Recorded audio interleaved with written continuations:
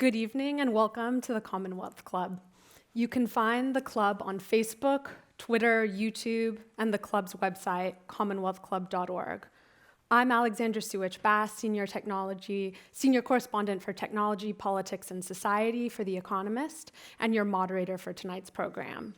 This program is generously sponsored by the Jackson Square Partners Foundation. It's now my great pleasure to introduce you to tonight's distinguished speaker, Tim Wu, professor at Columbia Law School and author of the new book, The Curse of Bigness: Antitrust in the New Gilded Age. Professor Wu teaches antitrust, copyright, the media industries, and communication law. He served as law clerk for Justice Stephen Breyer and has worked at the White House, National Economic Council, and the Federal Trade Commission, as well as in the Silicon Valley telecommunications industry. He is also currently a contributing opinion writer for the New York Times. Professor Wu has testified before Congress on multiple occasions, has twice been named to the Politico 50 list of those transforming American politics, and was also named one of America's 100 most influential lawyers by National Law Journal. His earlier book, The Master Switch, is required reading for anyone looking to understand the media business and its trend to consolidation. Today, he will discuss his views on monopolies in technology and the implications of a few massive firms controlling a global industry. Professor Wu argues that the failure to curb excessive corporate power poses a great threat to the health of American democracy, just as giant trusts did during the Gilded Age. Please welcome Tim Wu. Thanks. All right. Tim, it's a pleasure. I've enjoyed your book thoroughly. As you write, you've written a small book about big companies. And it's a wonderful history looking back at antitrust enforcement and then to the present day. So I highly recommend it.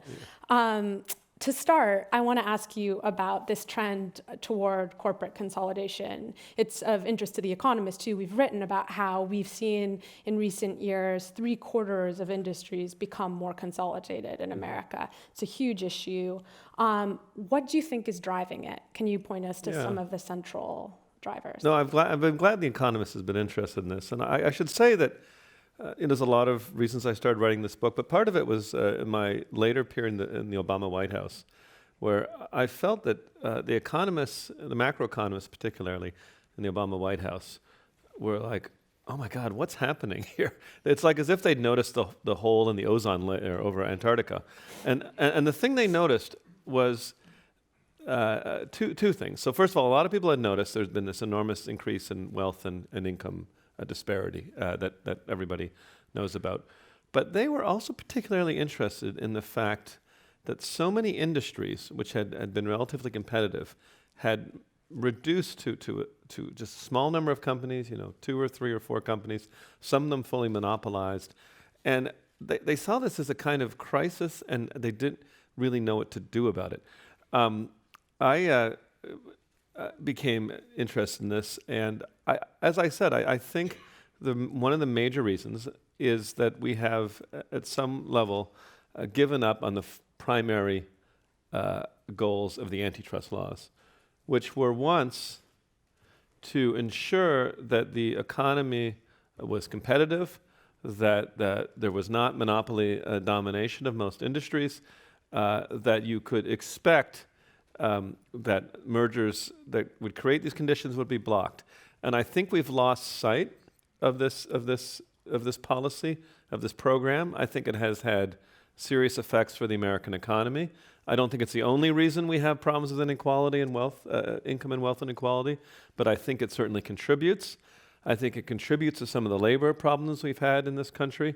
The sense that you've just so few employers, they don't need to give an inch to workers. And so I wrote this book with the sense that it was time for something, your shtick is right, it's a small book about bigness, that it was time for sort of a one-volume introduction to what this American tradition was, what the ideals of it were, and how we lost it. I feel this is a country that is constantly forgetting its own traditions, a country that is surprised to hear that once America was understood and prized for its equality among citizens. People thought that was this was Alexander de Tocqueville came to America and said, it's amazing, this country is just, it has equality in the way we've never thought of in Europe. A time when people thought monopolization was a crime that should end up with people put in prison. We don't do that anymore, but that there's traditions in this country of that get forgotten. And the goal of this book is to sort of reintroduce the American people to their own history, and particularly their own concern with corporate concentration, monopoly, and a private power that at some level runs the risk of rivaling public power, even taking over from democracy in terms of how things get decided, and ultimately runs the risk of really hurting the form of government that was established by the American Constitution. So that's a lot in there, but those are some of the reasons I wrote this book. And give us a couple case studies if you don't mind. So tech is an industry that is top of mind for everyone in this room. Yes. But you point out that this is a much broader issue in the American economy. What are the case studies that you think we should be looking to? Yeah, case studies, they're not case studies because they're actually real. I guess case studies are real, I don't know. I think most of us have experienced this in our daily lives. Some of the industries are less well known, but if you fly in an airplane, you might have noticed over the last 20 years or so, there's just four or three major airlines, depending how you count. And in some ways, the airline industry is a tech industry, but it's the only tech industry where actually it seems to sort of get worse every year. The conditions of flying it, if you're in business class, everything's fine, but in general, the economy class has gotten worse and prices have not really gone down. Across the United States, there's something like 67 million people whose only broadband option is the cable monopolist. Just one company. The prices of cable have gone up and up and up with no real relief in sight. In fact, some people studying the industry say the problem for the cable industry is that the cable bill is starting to compete with food in lower class, in poorer neighborhoods. So they're reaching the upper limit on how much money you can extract out of people. This is maybe not as earth-shaking industry, but I've done a lot of work in ticketing and concert tickets, and for some reason we allowed Ticketmaster and Live Nation, the two monopolists in their respective fields, to combine.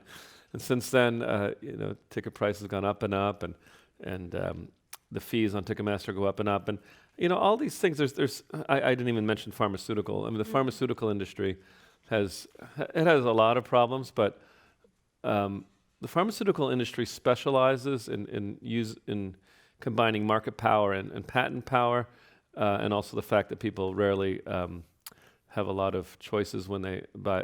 People are unwilling to refuse life-saving medicines or refuse to pay for them because then they'd die.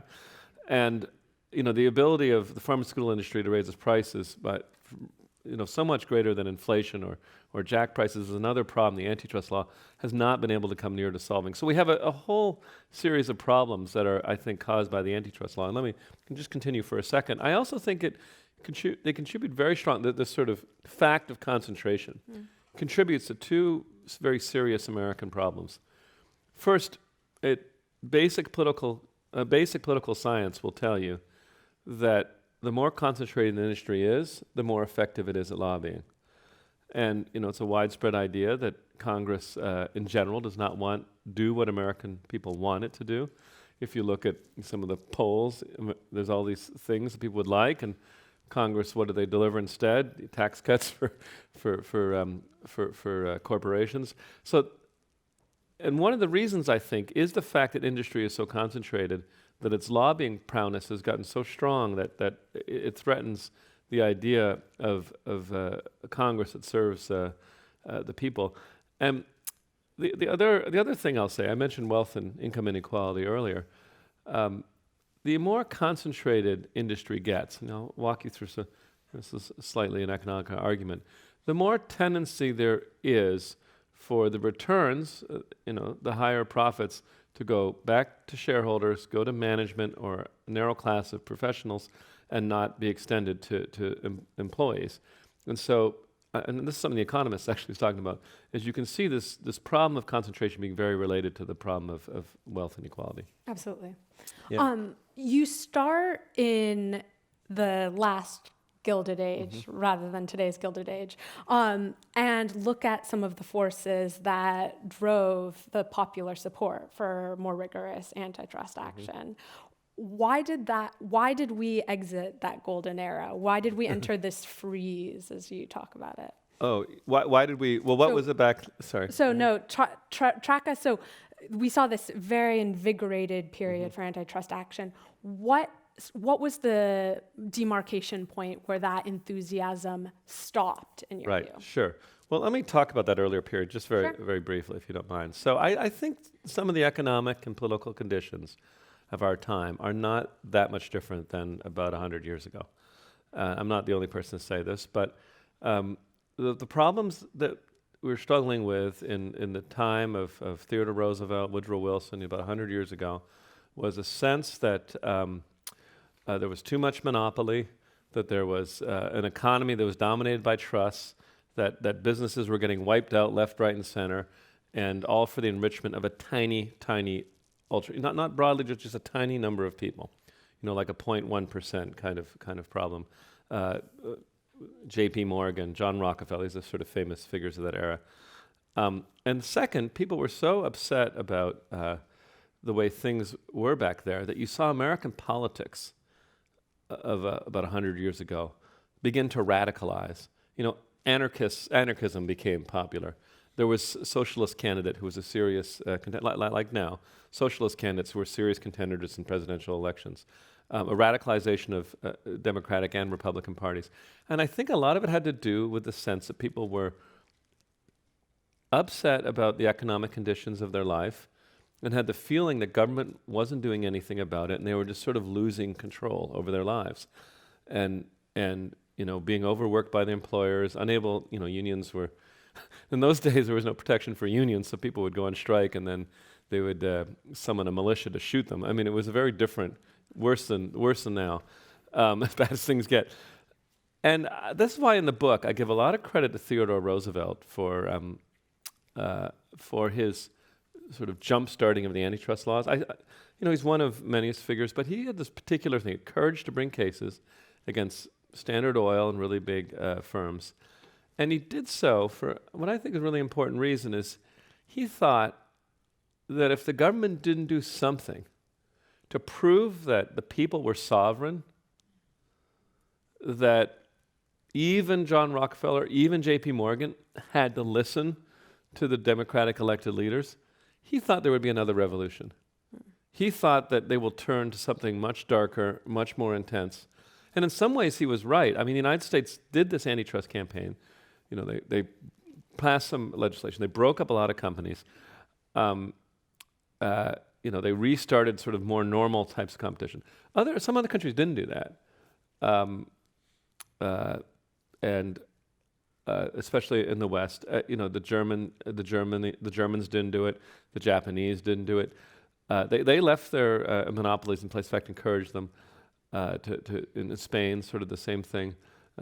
Soviet Union, Russia's its own story, but all these other countries did experience revolutions, and that's one of the lessons of our time. It's hard to bring it to the present, but I think it's one of the reasons I believe in antitrust enforcement is I see it as kind of an alternative to socialism, or even more, or nationalism, fascism. Is I think that if people get angry when they feel that the economy is completely out of their control. So this isn't really answering your question, but it's getting this point. It's helpful. I can answer that question now. There was a strong antitrust movement in the United States. It was. And sorry, just to interrupt you though, fueled by journalism, Ida Tarbell was really important in drawing attention to the abuses of Standard Oil, and as you said, the treatment of workers. So It's true. As a female, there were not that many female journalists at that point, but this, Ida Tarbell had this monumental role in explaining to people the sort of inhumanity of Standard Oil. They'd sort of been thought, Standard Oil, just some company and whatever. But she kind of, I think, shocked people with John Rockefeller's treatment of smaller companies. And, They just thought, how could he be so inhumane? What's interesting now is he put up so many people out of business. We've sort of accepted the idea that that's normal moral conduct to bankrupt your rivals. At that time, people thought it was crazy. They couldn't believe someone would take these measures to deliberately bankrupt their rivals. And so there's another interesting story about the development of different types of business morality. But you originally asked about when did it all When did we come into this freeze? Yeah, so I'll skip a lot of history. I will say that antitrust, was a mainstream project in the United States, really in its strongest in the 50s and the 60s. Actually, even though I talk about the progressive era, after the war was a period where I think the antitrust fire was burning the strongest in the United States. And why was that? That was because there was a widespread belief that the economic structure of Germany and Japan, the fact that Germany was dominated by monopolies and cartels, and that Japan was dominated by the Zaibutzen, if I'm saying it right, that these economic structures had been the economic origins of fascism. And so in the United States after the war, there was a lot of people who were worried, so we got to double it, we got to even increase American antitrust law, make it stronger. President Roosevelt was of this opinion. It was really, Eisenhower took the same view. So there was a strong impetus, and it reached heights, and maybe it went a little too far, because the Justice Department in the 60s became so hard on mergers, so intense. They had a new law, the anti-merger law, that even relatively minor mergers were being blocked. So the famous examples in Los Angeles, 2 grocery chains were trying to merge to create a grand total of 7% of market share. So the Justice Department blocked it. It said, you have to start somewhere. These things will creep up on us, and then it'll all... So they were blocking everything, and it engendered a backlash, quiet at first, that reached increasing powers. The central figure in this backlash is a man named Robert Bork, who many of you may know because he was borked. He failed to become a Supreme Court justice. He's probably sort of more famous for that than half the people who became Supreme Court judges, but whatever. Well, tell us why he should be famous, because he's the one who came up with this consumer welfare argument. Yes. So Robert Bork, relying on people at University of Chicago, which I don't believe in conspiracy theories, but University of Chicago was funded by Standard Oil originally. I don't know if you... Anyway, it's an independent place, great, but they were actually founded by the Rockefeller, sort of Rockefeller family revenge. I don't think they ever directed them to do anything, so... And I used to work at University of Chicago, so I don't want to put any... But anyway, so that was that. And so the Chicago in the early 60s, they came up with a new theory that said, antitrust should not have these political aspirations.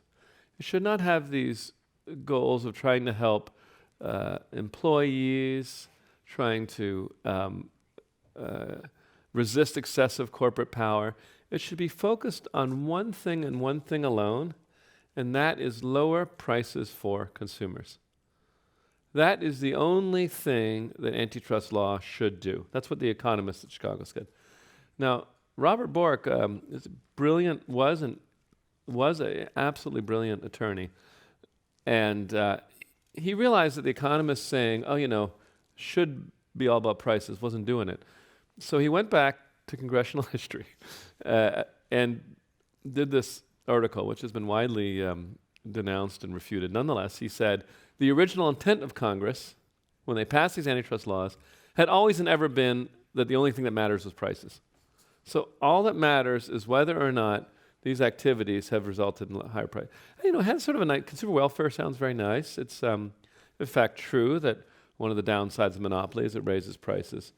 But so it caught on. It also, I should say, dovetailed with another growing conservative movement. So by the end of the 60s and the 70s, conservatives, Republican Party, had felt that the judiciary was out of control. They had legalized abortion. They had all these free speech rulings defending hippies and war protesters. They had created the Miranda rules about search and seizure. So the Supreme Court was clearly out of control, run by the former governor of Warren, Earl Warren, the former governor of California. And so conservatives were trying to control the Supreme Court. And Bork tied his program of antitrust reduction to the sense the judiciary was out of control. You know, he said, this is part and parcel of the same movement. And the reason that was so successful is when Reagan, was elected and started trying to crack down on the judiciary, in with that came this Chicago school antitrust.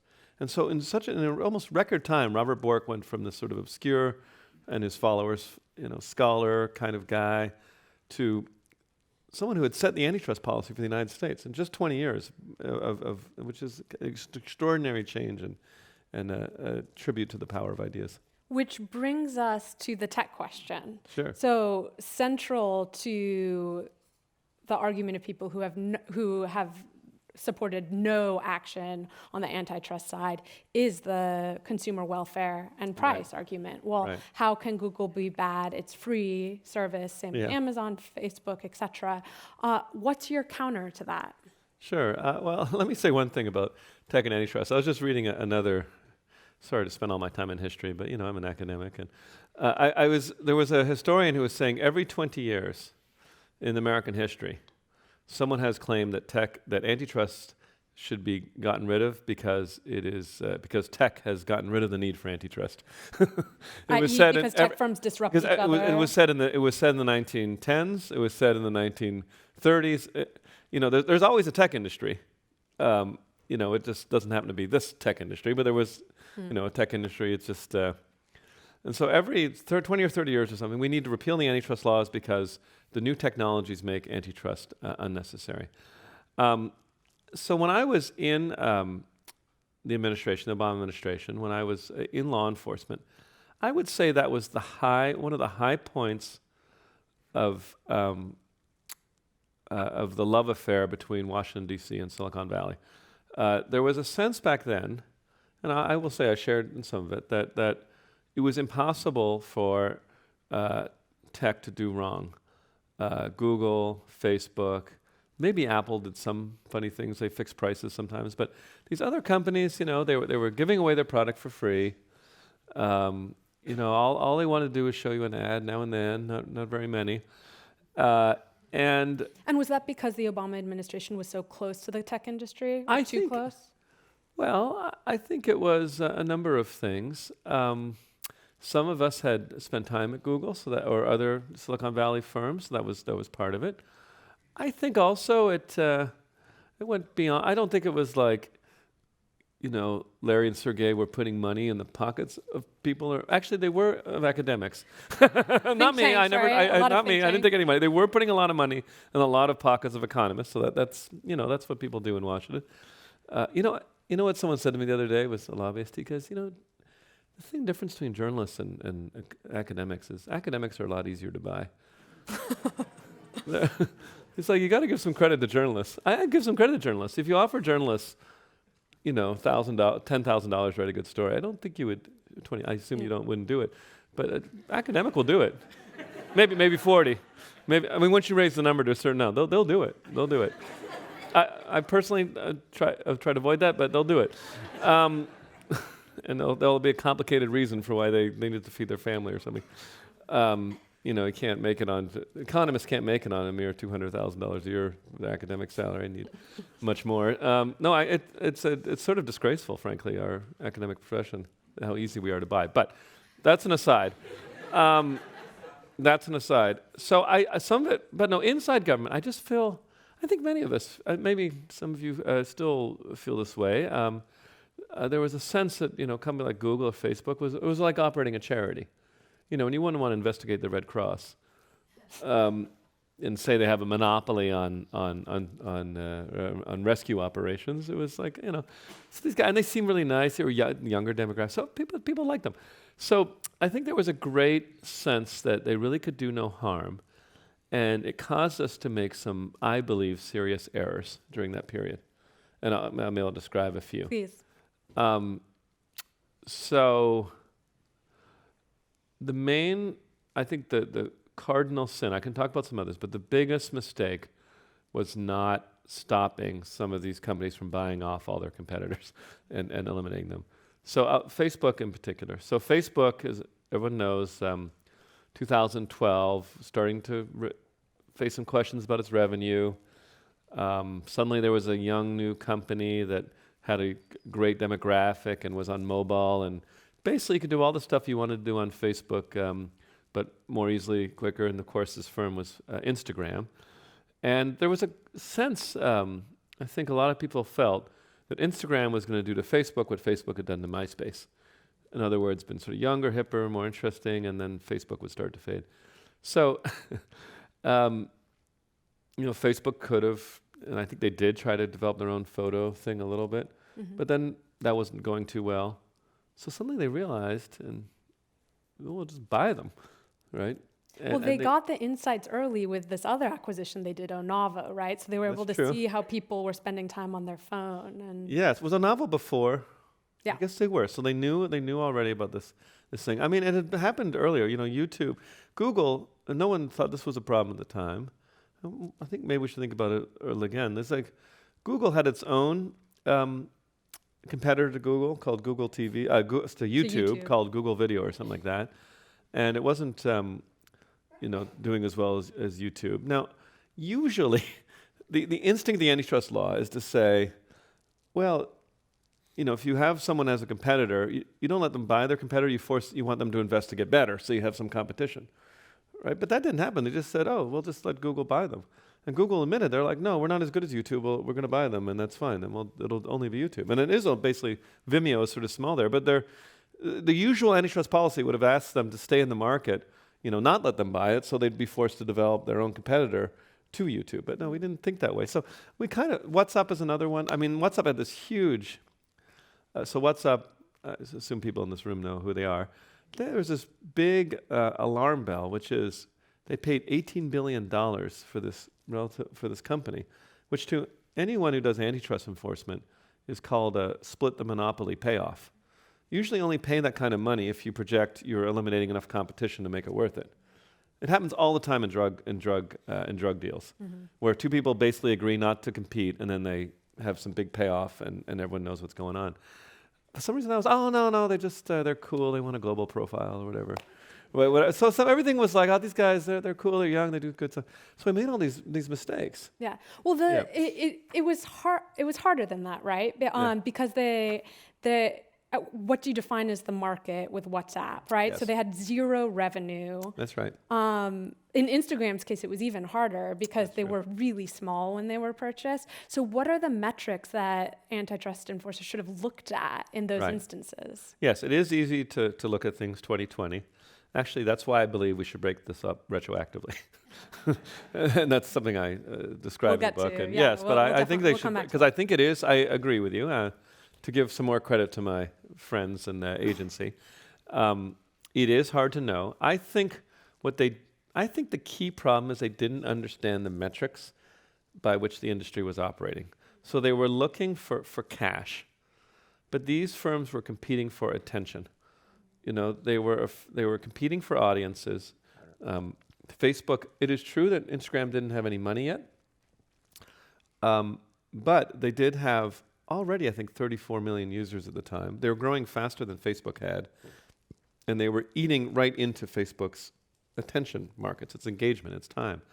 And so I think if they had been able to figure that out and figure that these were competitors, at least they put some conditions on it. The mergers were just completely. In fact, the American stuff is secret. The memo which approved it may one day become public if I have my way. But the British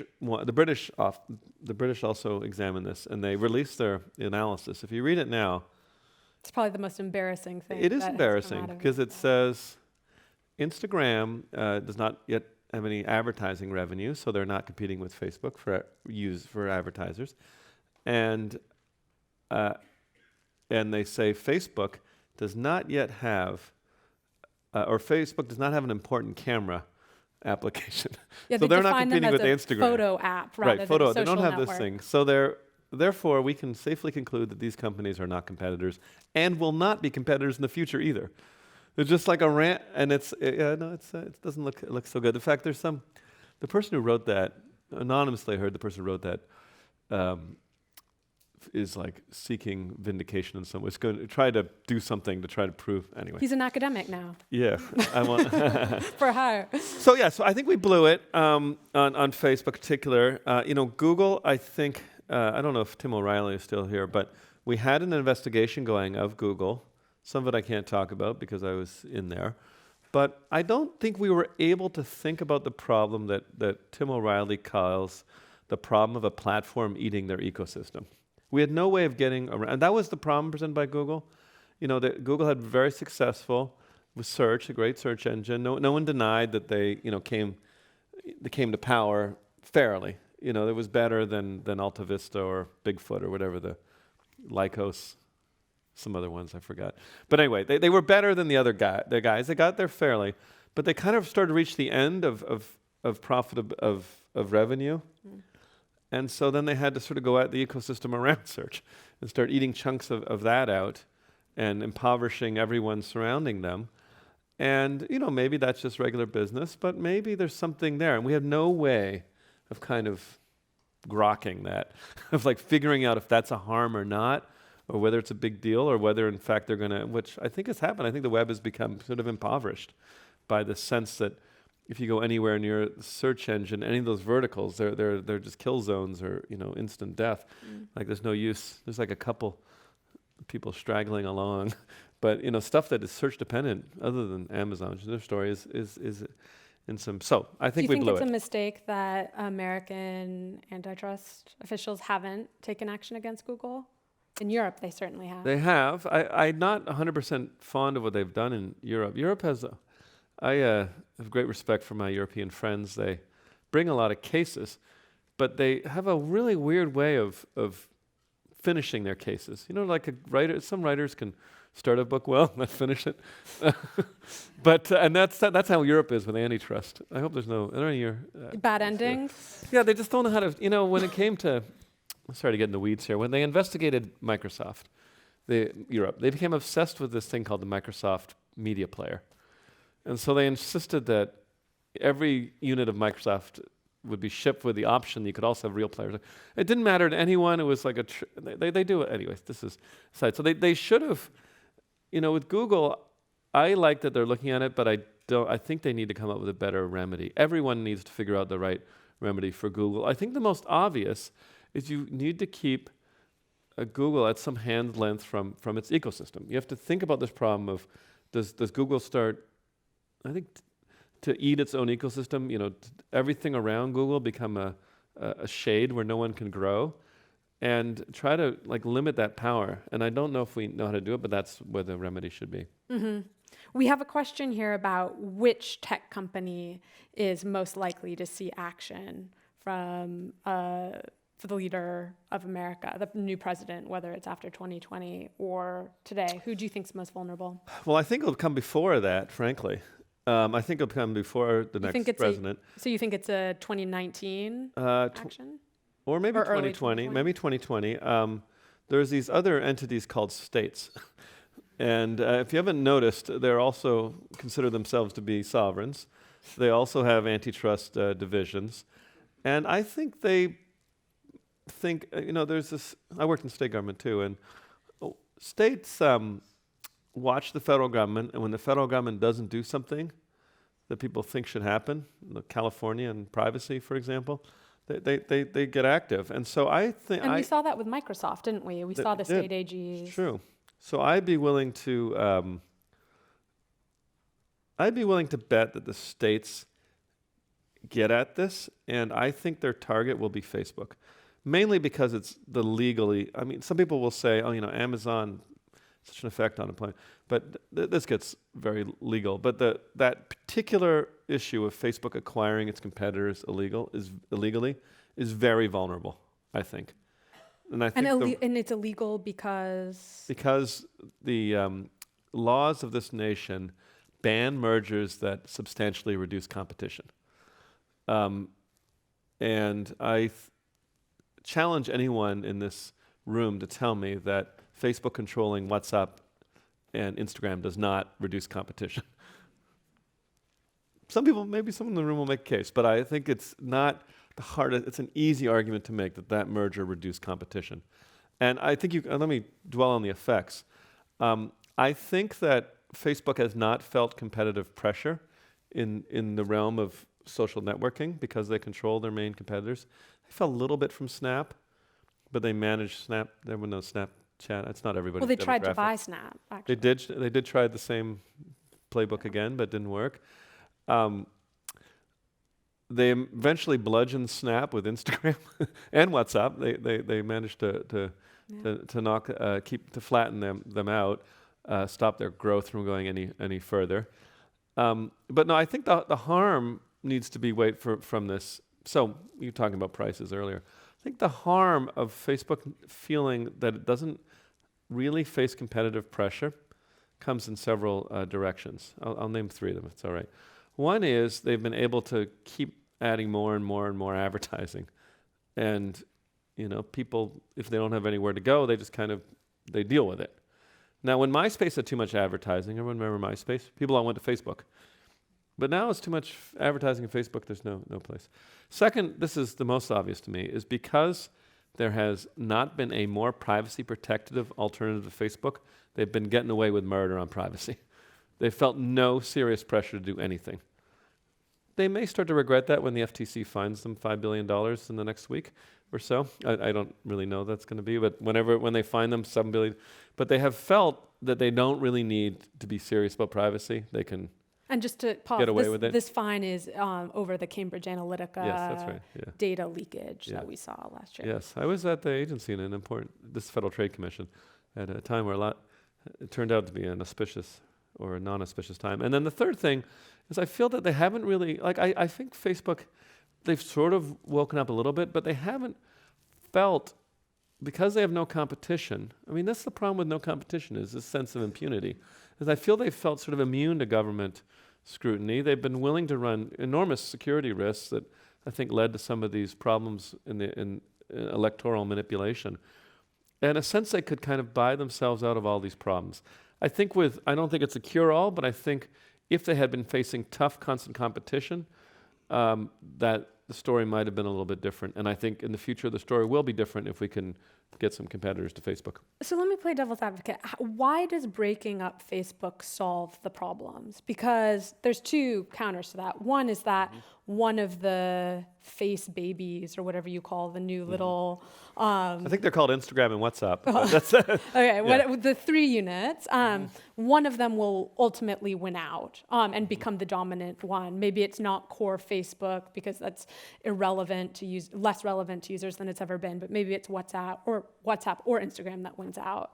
The other is that the government taking action chills the market because it ultimately is targeted action, and other companies will worry that they might be arbitrarily targeted for political reasons or otherwise. Well, let me take the second. So sometimes people say, well, you don't want to have antitrust action because it will chill the incentives, to be an entrepreneur and so forth.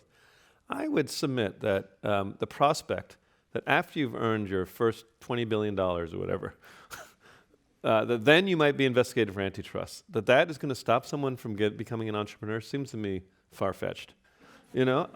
I think, in fact, people run out of ways they can spend money after a couple $1 billion. They start trying to have to think of really weird things, like either like running races in this San Francisco Bay Area. They sailing races, things like they do start to do weird stuff. You run out of things to do. So my point is, there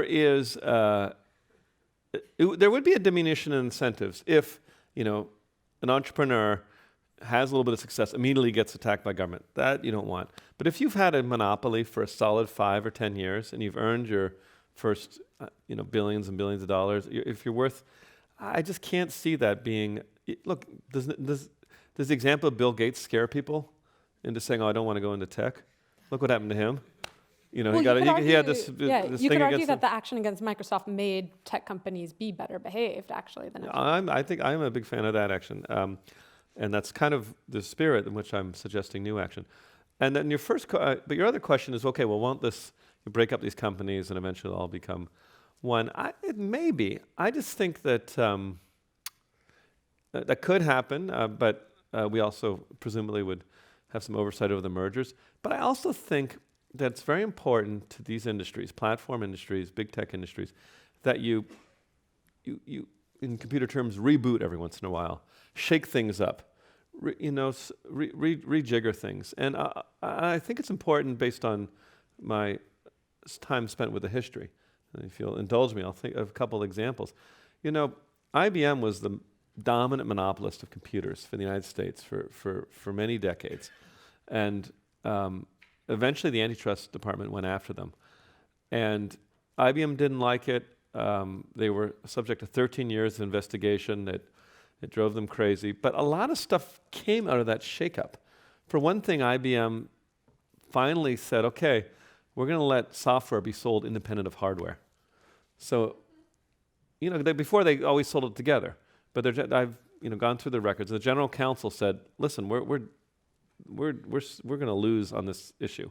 We're always forcing people to take our software with our hardware. So let's try and appease the Justice Department by letting software be sold as a product. So suddenly you have this idea of a software industry, right? And it starts, and then first it's just people who make stuff for IBM products, but then eventually it spreads, and eventually it's like companies like Microsoft or Oracle or Sun or all these. So software is everything. So software industry. The other thing, you rattle a company like IBM.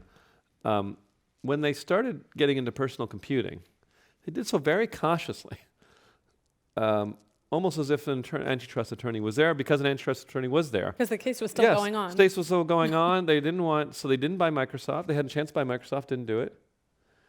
And so but there's this way you shake things up, and then it's almost like gardening. Sometimes you got to kind of like rattle the tree or chop off a couple branches, and then the stuff will start to grow. I think that's what you see in, I can give many more examples. AT&T is a very similar story. It broke AT&T into 10 pieces. They had a lock on American Telecom for 70 years. They had a lock, and as soon as you finally broke them up, just one example of a company that started because of AOL, because I interviewed the founders, and this is AOL. And they're like, well, we thought it was an opportunity, dial-up networking, that would be cool. Now, AT&T's not going to kill you. They're a little out of the picture, so why don't we start this kind of business? So AOL leads in CompuServe, leads to online networking, which leads to this idea of the mass internet, and suddenly you have this thing called the internet industry. So these, you need the spaces for small new companies to get started with ideas that the monopolists of now don't think are good ideas or for some reason are blocking. You don't know what happens when you chop down the tree. But is your view that even if the case isn't successful, as IBM ultimately wasn't, I mean, it was 12 years of litigation. 13, yeah. 13, ultimately not settle. Is your view that if something like that happened in Facebook's case, it's still a worthwhile exercise? Yes. Good things will I don't happen? think you should just file a suit, because you feel like it. But if you have a credible theory that of monopolization, that is to say, of a company maintaining its monopoly illegally, you file a suit, and if that results in that company under the scrutiny, behaving a little better, it's called the policeman at the elbow theory. If they start to behave better, if they decide, well, maybe we won't crush that little guy because we're going to get more trouble, that's a big accomplishment. IBM could have destroyed Apple in a second. They could have bought out Microsoft in an instant. Microsoft, had they not had the antitrust police on their backs, could have made Google die in early death because they would have controlled the Explorer. They had the monopoly over the browser. Why not make it not work so well for Google and work better for Bing or whatever Bing used to be called? Why let Amazon get started on your platform? So there's all these little tiny nudges, gestures where you open, and this is my idea of how tech policy works. To support my argument further, is you look at other countries that didn't do this, that haven't had antitrust traditions, and you can see that they've suffered. Japan, and if you go back, we rewound to the 80s, and Sometimes it does feel like we're in our 80s, doesn't it?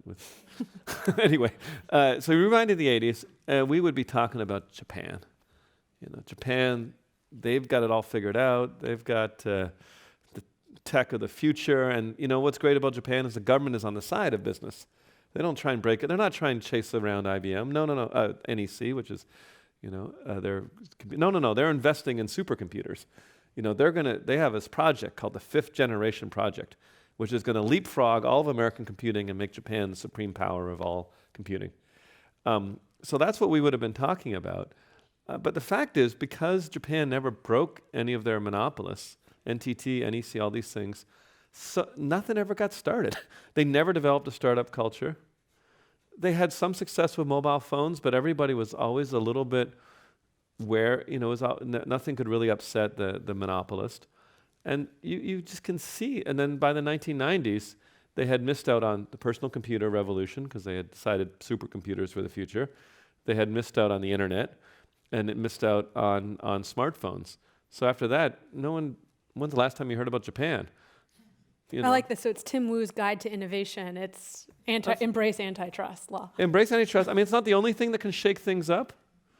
I think Americans are good at shaking things up. I think that's one of the reasons America is such an innovative country.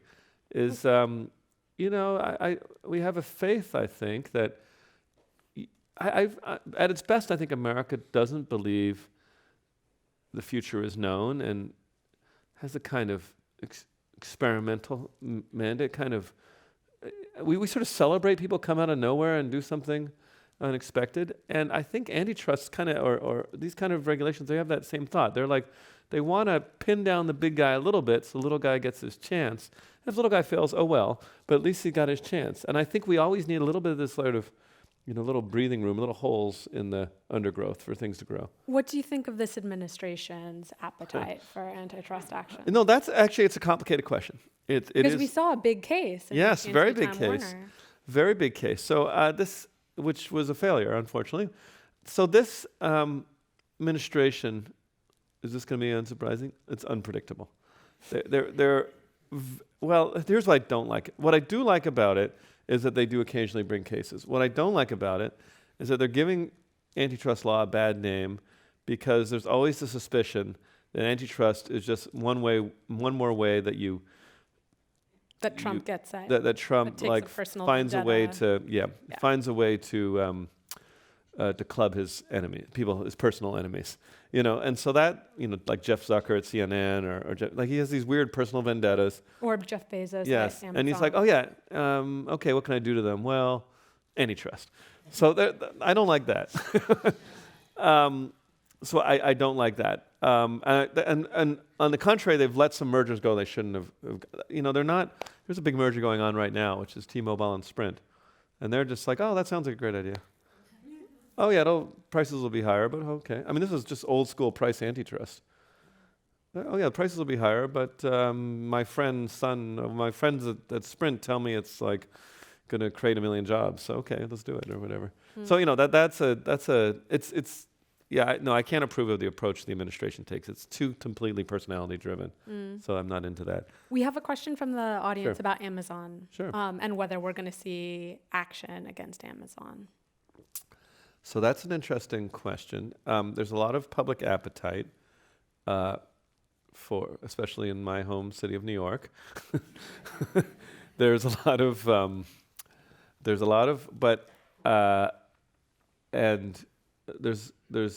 people, a lot of groups have concerns about Amazon.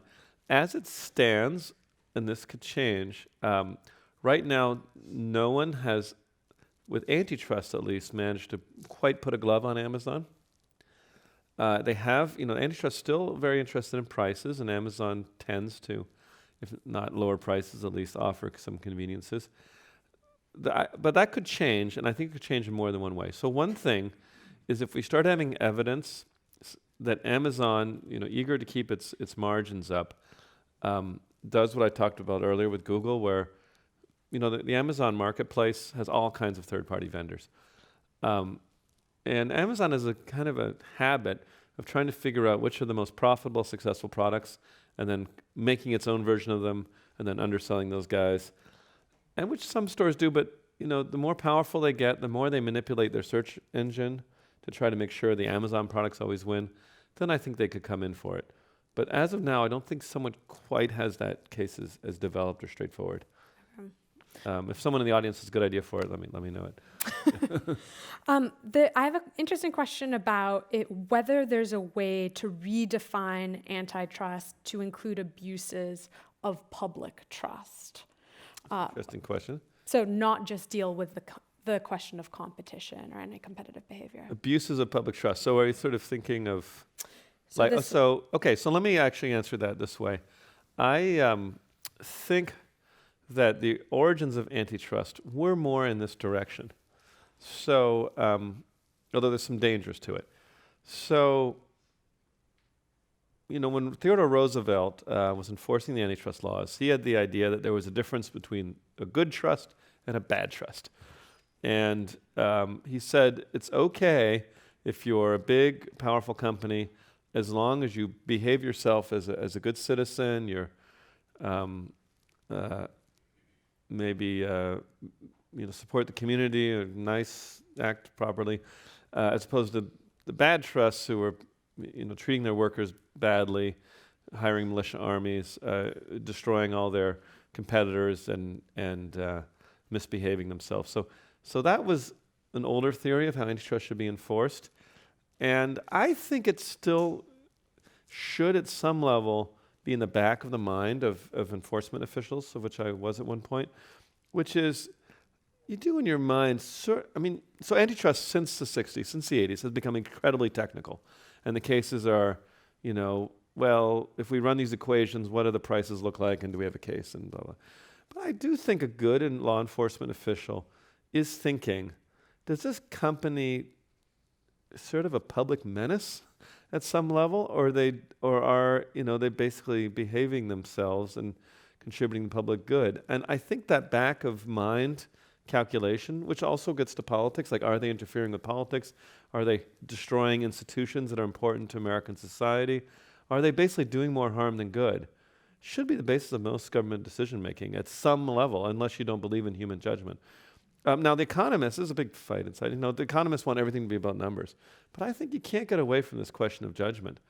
And that's what I'll say. The only danger is it can become like Trump, where it's like, is that guy my friend? Is that guy my buddy? What did he say about me on TV lately? Okay, all right, you get a pass. Not into that. But I do think you have to have some back of mind thinking. One of the factors, in fact, can be political effects. So I mentioned earlier that antitrust, I think, at the beginning, had this link to politics, and the sense that we were concerned that monopolies, getting too powerful, could overwhelm government, become too united to government, other political distortions. One way you could think about enforcing antitrust is thinking partially about the political effects. I'll give you one example. So I talked about AT&T and the AT&T breakup. So in the old days, there was just one phone company. They obviously dominated the politics of telecom, right? It was just them. And they tended to go what they want. Once they broke them up, suddenly it was like divided. There was like a long distance. Does anyone remember long distance? Yeah. So there was a long distance company, and then there was a local company, and they fought over like what the rules should be. So you suddenly had like, some equality of arms in the lobbying race. And that's something I think we sometimes can think about. Or think about how if you allow a merger, so for example, we allow the Sprint T-Mobile merger. Now you just have 3, and there's no cost cutters, right? They're all, and so they all have the same incentives. There's no one bargaining or pushing to try and have slightly different policies at all. They're all just unified. And so the political calculus also cautions against it. I hope a state blocks that merger. I think they might. Might be my home state. New York. Is your view that we have all the laws we need on the books and they just need to be properly enforced? Or do you think that the laws need to be adapted to Both. Today's age? Both. So in theory, we have all the laws. Actually, the problem here is the judiciary. The laws were passed, very broad mandates. But I think Congress almost could just repass the laws. There's some ways they could adjust them. They could say, big, ultra-giant mergers should be more carefully examined, or the burden of proof needs to be on the parties merging, if the merger is over, let's say, $20 billion. Like we can't just have like a 1 week look at a $20 billion merger. That we need to like force them to explain how this is going to make things better. But overall, if Congress just passed a law that said they meant what they said when they passed these laws, because there's been an enormous erosion in these laws. They were passed by, Congress has never repudiated any of the intent in these laws. They said, we want you to block every merger that reduces competition. We believe monopolies are illegal, and we believe all restraints of trade are illegal. Now, if Congress repassed just the merger law again, same law, and said it was true, that would be fine with me. There are other areas where maybe also we need to think about types of market power, kinds of harm we have trouble thinking about. So I'd mentioned that some of the harms around Facebook that I perceive have to do with privacy changes. It's hard for antitrust enforcers to really get their head around that. They have trouble also understanding companies that are competing for attention instead of dollars. So there's some ways they could try to update them to some of the value practices of our time. I mean, today, if the old days, cash and property were the value, the current, everyone knows this, but data and attention are the sort of 21st century currencies, and whoever's got the most of those has an enormous amount of value. But the antitrust laws don't have a good grip on that, a good handle, a way of thinking about it. I have a question here that's relevant. Do you believe companies like Snap and Yelp are owed damages by Facebook and Google? Yeah. You'd have to have it's hard for me to give an opinion on that without, this is such a lawyerly answer, seeing all the facts of exactly what came out. We don't know a lot of what happened, say with Snap, Facebook. We don't know. We actually don't know. I assume. The clone wars. We don't really know if it's possible Facebook won on the merits, that their product was better. They have talented people in Facebook. It could be that they paid off all the influencers and every other person in the site to use Instagram instead of Snap, and which is illegal, right? They could be they use their monopoly power and the monopoly profits to push everything away from. And if so, then they're all damages. Yeah, treble damages actually. And Yelp, we know actually that their results were higher quality than Google's own. Yes, that's right. So Yelp had better, and so yes, I think if the facts are, this is such a lawyerly answer, were proven, then they would be owed damages. You can give us a brief. We'll accept it later. Have monopolies shown up in the nonprofit sector, and what are the implications of this? That's a really hard question. Is Wikipedia the monopolist of online encyclopedia? Should they broken into 20 Wikipedias? What would that look like? Like I said, is Red Cross when there's an emergency, Red Cross is there, right? And, everyone's sort of, okay, Red Cross. So generally speaking, nonprofits have gotten a free ride.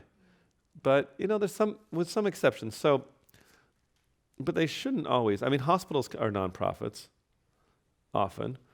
Not all, but some are. And, if there's a small town and two hospitals merge just to leave one hospital, which then, all the studies on hospital mergers are depressing, because what happens after hospital mergers in small towns? There's two salient points. The prices go up, and quality, as measured by death rates, go up as well. In other words, go down, but death rates go up. Like, there's nothing good about hospital mergers, especially in small towns. They're terrible. They should have never let any of them happen. That's the court's fault. So those nonprofits like that, they deserve the scrutiny of the antitrust laws. How do you think, so the robber barons, going back to this Gilded Age analogy, the robber barons are now remembered as very aggressive capitalists who redeemed their reputations through philanthropy. Yeah. How will today's robber barons or Silicon Sultans be remembered? That's a good question. I think part of it depends on our conversation here, and whether, as I predicted, some of the figures undergo heavy investigations and ultimately breakups. I think that one of the big things that happens during a big investigation is that you find out what the company is really made of. I mean, this is one thing that I think Bill Gates really changed Bill Gates. Bill Gates was a very aggressive guy. He was kind of, remember the 90s? He was like this evil nerd guy. He had big glasses before it was like a hipster thing. And he was sort of exposed by this action. And I think it forced him to sort of mature and experience some sort of need for redemption. And, I think there's an important, this gets a little bit deeper, but in a democracy, I think it's important to insist every once in a while that people are actually sovereign. That there is this final kind of other check. And when exposed to it, can actually be a good thing for people who've never had any other check in their lives. And so this seems weird, like I'm prescribing antitrust for the souls of magnets, but there's some truth to it, and I think it will, sort of forces, and maybe just become bitter and angry, but no, I think it will, I think that process could be healthy for this country. Well, Bill Gates is a classic example of what to avoid in provoking regulators. He had this unbelievable quote now where he says that the worst thing that could happen with the FTC is he could fall on the steps of the FTC, hurt his head, and die. And of course, the regulators proved him wrong. And I think that this generation of tech leaders have certainly learned a lesson and are much more careful about poking theirs. It is a little unfortunate, but that's why you need to get in their emails. No, I mean it. I'm an investigator talking. That's why you need to figure out what's going on. Because I agree that everyone has learned in tech that you just need to. But people, if there is evil doing afoot, there starts to be refugees from some of these companies, and people start to talk and whistleblow, and I don't think it's that's a sign, and I think you can be as careful and have as good PR as you want, but if you are engaged in stuff that really is dark, people will eventually start to talk. And maybe I'm totally wrong, maybe I'm wasting my time, and maybe Silicon Valley is as squeaky clean as the sink in these new buildings.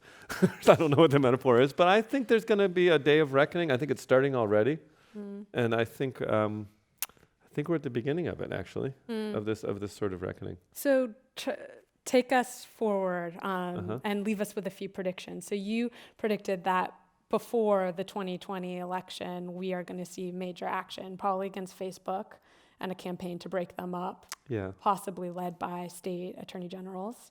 What else should we be expecting? And who's the candidate that's going to be bearing the antitrust torch? Oh, I think so. Okay, so on the latter question, it's a little optimistic to think antitrust will become a major issue in presidential debate. Elizabeth Warren, Elizabeth Warren, and also don't undersell. Sometimes it's talked about in different ways. It may not be talked about as like Section 2 of the Sherman Act, but they may be talked about like, are you interested in breakups or not? Like, where do you stand on this? I should also note that the 1912 presidential election was fought almost exclusively about antitrust. You go back to the speeches, like half the speeches are about antitrust. And so it has been and there was a party called the Antitrust Party. Every party, they were crazy about it at that point. And I think we're in another one of these periods where we're sort of deciding, it's not only antitrust law, it's a whole bunch of things. It's like, what kind of economy do we want? What kind of country is this going to be? Who's really in charge here? And so I think there will be I hope actually, that there will be a divided field on the Democratic side, and that people are pushed to say where they are on this stuff. Why did you not oppose? In fact, I'll name a candidate, Kamala Harris, who I love for a lot of reasons. Some reason is not willing to come out against T-Mobile Sprint. The rest of them are. She's not. And I wish someone would ask her, why is that? You think this is good for people? Why do you think she isn't? I don't know. I don't know that much about her. I know she's a prosecutor. I know she was AG here. I don't know. Maybe they got to her. I don't know. Telecom is like, maybe I've been in telecom too long where, people fear telecom. People like having telecom on their side. Maybe that's, I don't know. I actually don't know, but someone should ask her. See what the answer is like. So I think, I think antitrust, it sort of seems like a narrow issue, but there's a broader question, as I've tried to suggest here, is whether people in this country can get the economic policies they want. And I feel like doesn't feel like it's happening right now. I think that's one of the reasons people are so angry. I think they think that companies have gotten too big, have too much control over power, and they're interested in candidates. Trump was like this too, who credibly suggests they're going to do something about it. So I think the candidate who will succeed in 2020, whoever it will be, Republican or Democrat, will be the one who convinces the people of the United States that they will actually give them the economic policies they want, on all, not only on tech, but whatever it is, drug pricing, public infrastructure, all these areas, all these things that are, for too long, have been off limits for Congress to do anything about. That's who I think will have the wind at their backs. And you think antitrust is going to become sexy again? It already is. Look at this room.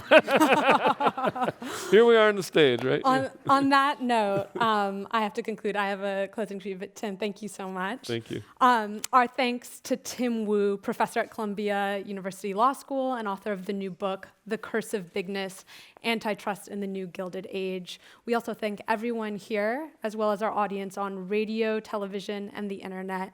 This program has been generously supported by the Jackson Square Partners Foundation. We also want to remind everyone here that copies of Professor Wu's book are available in the lobby, and he'll be pleased to sign them outside this room following the program. I'm Alexandra Suich-Bass, and now this meeting of the Commonwealth Club of California, the place where you're in the know, is adjourned.